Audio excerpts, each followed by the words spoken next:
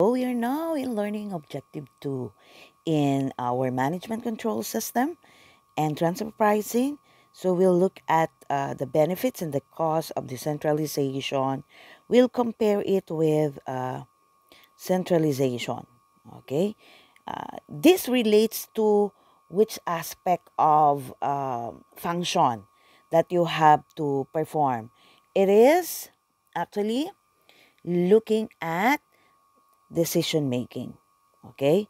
So, the reason we have decentralization, centralization is how, at what level do we delegate the decision making responsibility, no? In terms of your daily operations or with your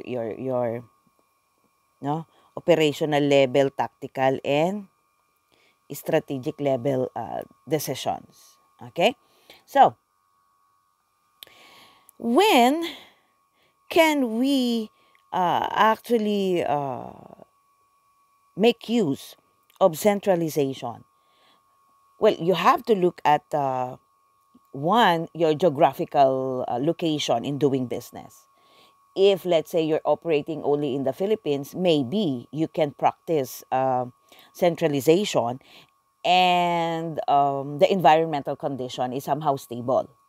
However, if you are a multinational firm, no, somehow you really have to consider decentralization because your environment is complex, no, and your geographical location is not only in one area. Even uh, sometimes kahit nga Philippines lang ang area mo, you cannot do away with decentralization. Although, you have to look at the mindset of your personnel when looking at whether or not to adopt a centralized form or a decentralized form. If the lower levels of management are not very competent, then definitely you cannot have decentralization. No? Kasi you would be relying on the competence on the one making the decision for us because they are acting as the agent. And of course, yung span of control kasi pagka centralization mas malawak kasi uh, ikaw lahat na nagdedesisyon para sa lahat, 'di ba? It's the top level management who would make the decision. Unlike in decentralization, you delegate a decision making to your tactical and some to the operational level, no? Um, so kung ganun 'yon, then ano yung benefits ng, kasi ang focus natin dito, decentralization.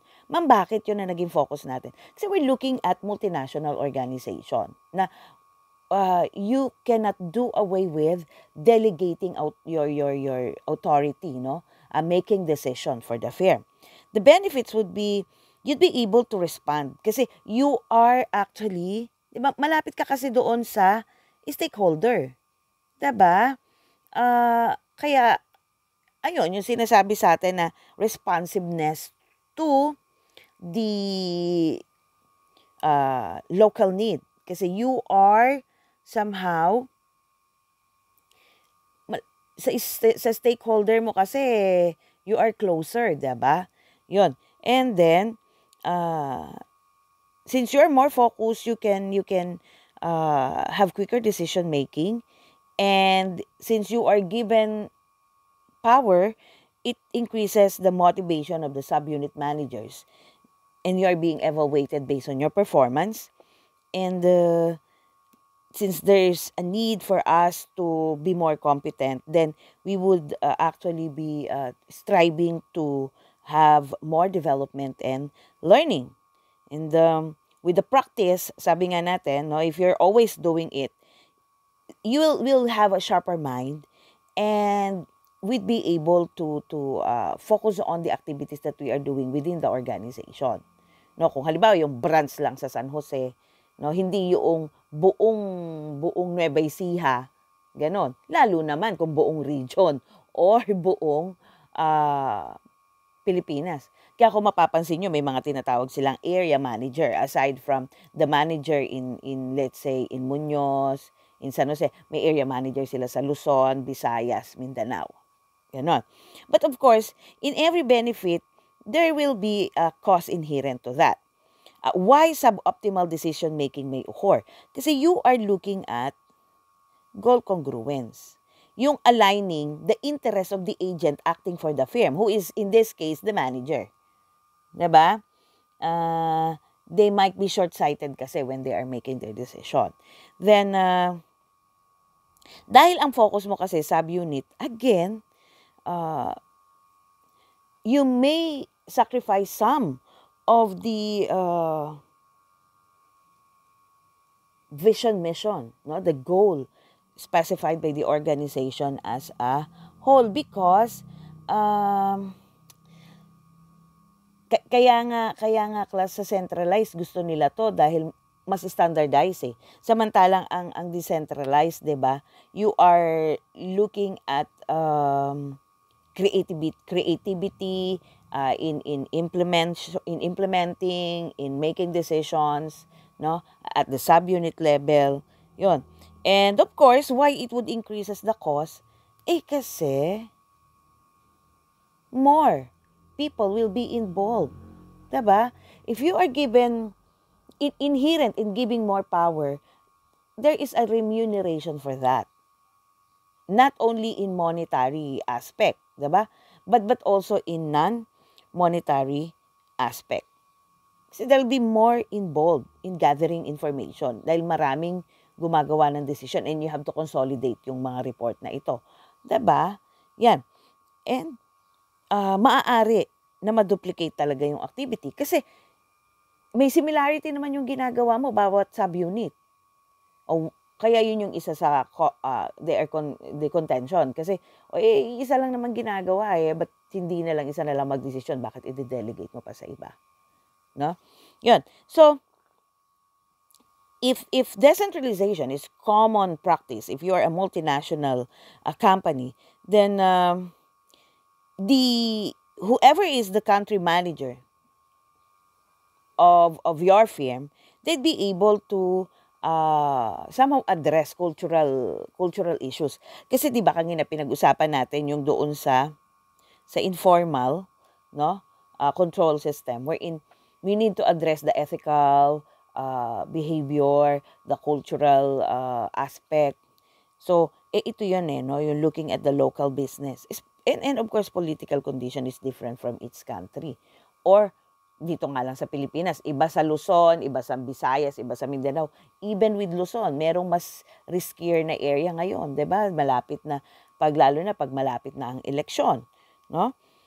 And one of the practices kasi being introduced, that's one of the best practices for you to have job rotation. Kasi sa atin, 'di ba, may familiarity trait tayo. Kaya ayan no, they often rotate managers.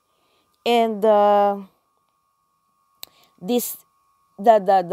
purpose there is for the organization to be self-sufficient, na pagka wala yung isa, others can somehow comes in, no, to manage the organization.